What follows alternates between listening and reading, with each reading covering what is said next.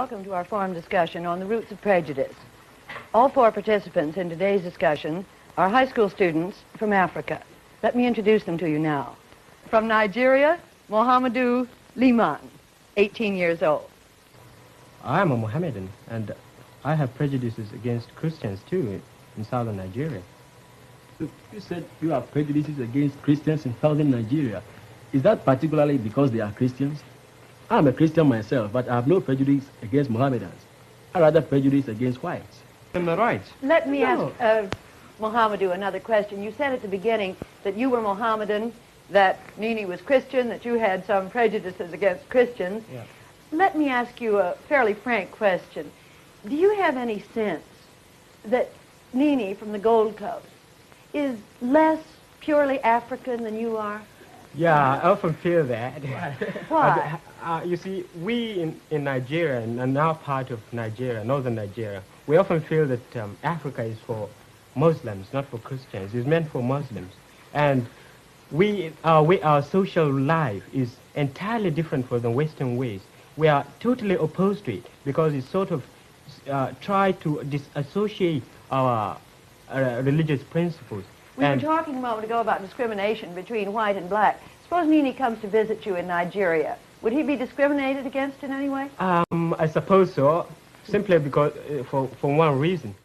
And I tried to have it northernized, and now all important posts are being held by northerners.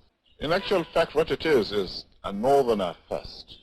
If you can't get a northerner, then we take an expatriate like yourself on contract.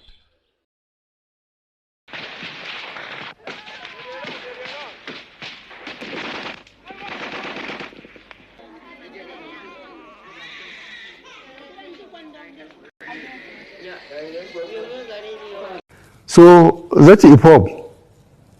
It's just like a dot in a circle.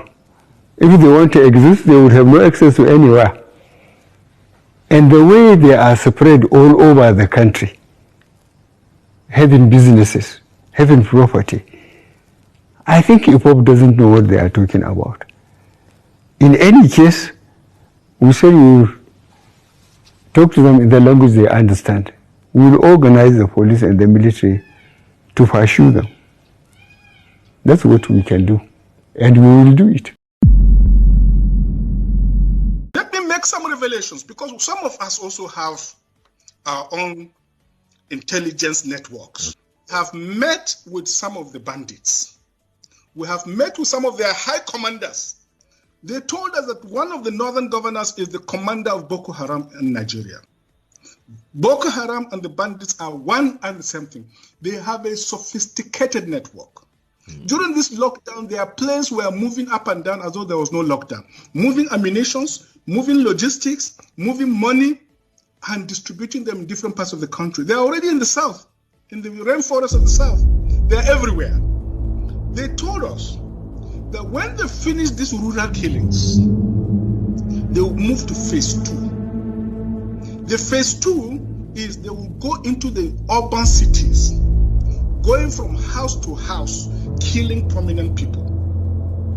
I can tell you, this is the game plan. By 2022, they want to start a civil war in Nigeria. And secondly, Sheikh, you talked about a tribal war going on. And I'd like to know more about that tribal war, because I don't know of any.